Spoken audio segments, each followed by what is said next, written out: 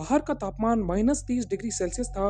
फिर भी उनका टेंट अंदर से कटा हुआ मिला। इसका मतलब था कि वो लोग बाहर निकलने के लिए टेंट का दरवाजा खोलकर नहीं बल्कि उसे अंदर से काट कर भागे थे। अब सवाल आता है कि टेंट के अंदर ऐसा क्या था कि -30 डिग्री की जमा देने वाली ठंड में भी वो लोग बाहर निकल कर भाग गए। नमस्कार, welcome to the untold files. दरअसल 23 जनवरी 1959 को रशिया के सेवरोडोनेट्स्क शहर से 10 लोग एक ऐसी एक्सपेडिशन पर निकल चुके थे जिसे पूरा करने में उन्हें लगभग 2 हफ्ते लगने वाले थे। इन 10 लोगों में 8 लड़के और 2 लड़कियां शामिल थी और इस पूरी एक्सपेडिशन को लीड कर रहा था 23 साल का इगोर दाइतलोव। ये कोई आम लोग नहीं थे। इन सभी को लंबी और मुश्किल स्की एक्सपेडिशंस का एक्सपीरियंस था और उनका प्लान था नॉर्दर्न उरल माउंटेन्स के एक बेहद खतरनाक इलाके को पार करना। ये करीब 250 से 300 किलोमीटर की बेहद खतरनाक जर्नी थी और उस समय इसे दुनिया की सबसे खतरनाक स्की एक्सपेडिशंस में रखा गया था। सारी तैयारियां पूरी होने के बाद 1 फरवरी 1959 को उन्होंने अपनी असली हाइकिंग शुरू की। इस बार वे 10 नहीं सिर्फ 9 लोग आगे बढ़ रहे थे, क्योंकि कुछ ही दिन पहले इनके ग्रुप की एक मेंबर यूरी यूडिन वापस लौट चुकी थी। दरअसल उसकी तबीयत ठीक नहीं थी और उसके पैरों में इतनी परेशानी हो गई थी कि उसके लिए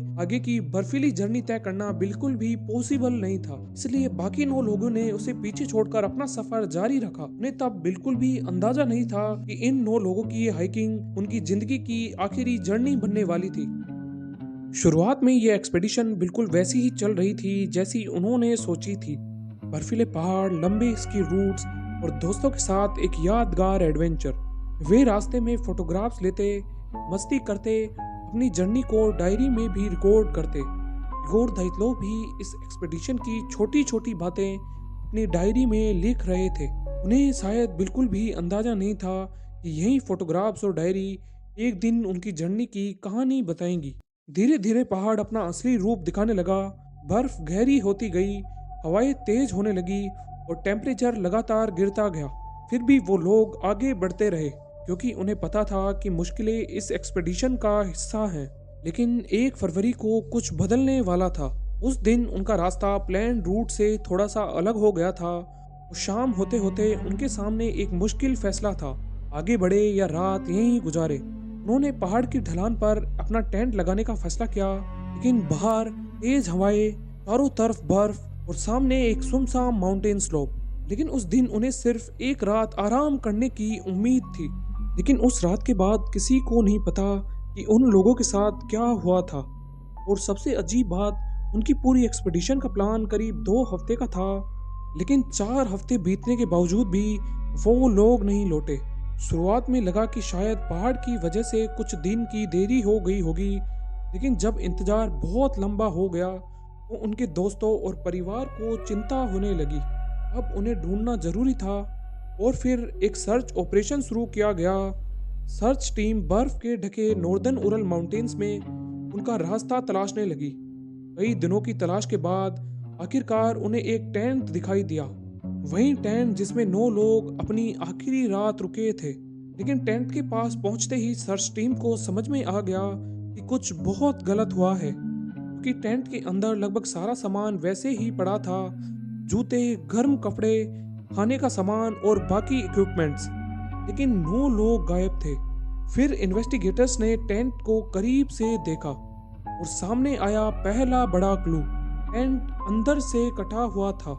इसका मतलब था कि इन लोगों ने दरवाजे से बाहर निकलने की बजाय टेंट को अंदर से काटकर बाहर निकलने का रास्ता बनाया था। और तो और टेंट के नीचे बर्फ पर फुटप्रिंट्स भी दिखाई दे रहे थे। कुछ फुटप्रिंट्स जूते के निशान से बने थे, लेकिन कुछ नंगे पांव के निशान थे।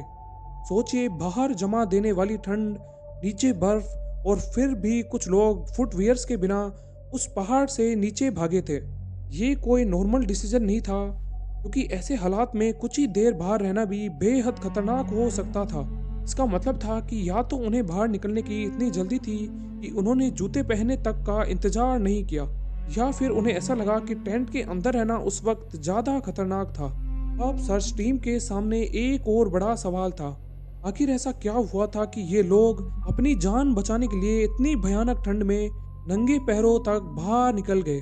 और वो फुटप्रिंट्स धीरे धीरे माउंटेन स्लोप से नीचे एक जंगल की तरफ जा रहे थे। लेकिन जंगल में उनका इंतजार कर रहा था इस कहानी का अगला और भी बड़ा क्लू। जंगल तक पहुंचने के बाद सस्टीम को जो मिला उसने इस मिस्ट्री को और भी गहरा कर दिया। सबसे पहले एक देवदार के पेड़ के पास दो हाइकर्स की बॉडी मिली। उनके पास एक छोटा सा फायर था। ऐसा लग रहा था जैसे उन्होंने ठंड से बचने के लिए वहां आग जलाने की कोशिश की हो। लेकिन बाकी लोग कहाँ थे? सर्च टीम ने आसपास तलाश जारी रखी और फिर टेंट की दिशा में तीन और बॉडीज मिली। इनमें एक्सपीडिशन के लीडर इगोर दाइतलो और उसके दो साथी थे। उनकी पोजीशन ऐसी थी जैसे वो वापस टेंट की तरफ लौटने की कोशिश कर रहे हों, लेकिन अब भी चार लोग गायब थे। फिर कई हफ्तों बाद एक रिवाइन में बर्फ के नीचे बाकी चार की बॉडीज मिली।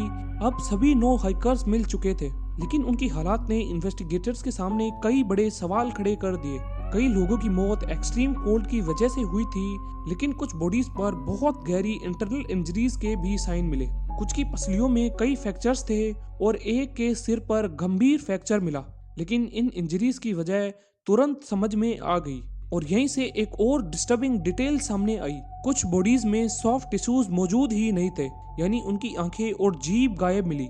पहली नजर में ऐसा लग रहा था जैसे किसी ने उन्हें नोच लिया हो, लेकिन इन्वेस्टिगेटर्स के सामने इसकी एक नेचुरल एक्सप्लेनेशन भी थी। इन बॉडीज तक वाइल्ड लाइफ पहुंच गई होगी और लंबे समय तक एनवायरनमेंट के संपर्क में रहने के बाद डिकम्पोजिशन की वजह से सॉफ्ट टिश्यूज गायब हो सकते थे। लेकिन अब आता है सबसे बड़ा सवाल, आखिर ये 9 लोग टेंट छोड़कर बाहर गए ही क्यों? पहली थ्योरी थी एवलांच। कोई बर्फ का बड़ा हिस्सा आने वाला था। क्या हाइकर्स को लगा कि टेंट कभी भी दब सकता है और इसी डर की वजह से उन्होंने अंदर से टेंट काटकर बाहर निकलने का फैसला किया।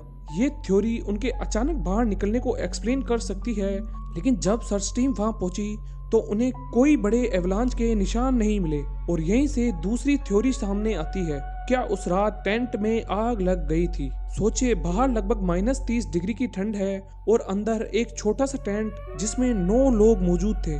अगर अचानक टेंट के अंदर आग लग गई हो तो उनके पास जूते पहनने, गर्म कपड़े लेने या सामान समेटने तक का समय नहीं रहा होगा।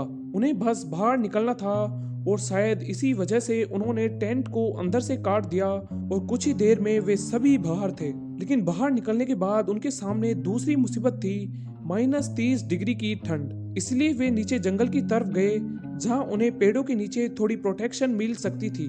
वहीं उन्होंने आग जलाने की कोशिश की और यही चीज इस थ्योरी को इंटरेस्टिंग बना देती है। टेंट छोड़ने के बाद भी उनका पहला इंस्टिंक्ट आग जलाना था, यानी टेंट के अंदर आग या कोई इमरजेंसी हुई थी तो बाहर निकलने के बाद भी वे फिर आग का सहारा लेने की कोशिश कर रहे थे। लेकिन क्या सच में टेंट में आग लगी थी?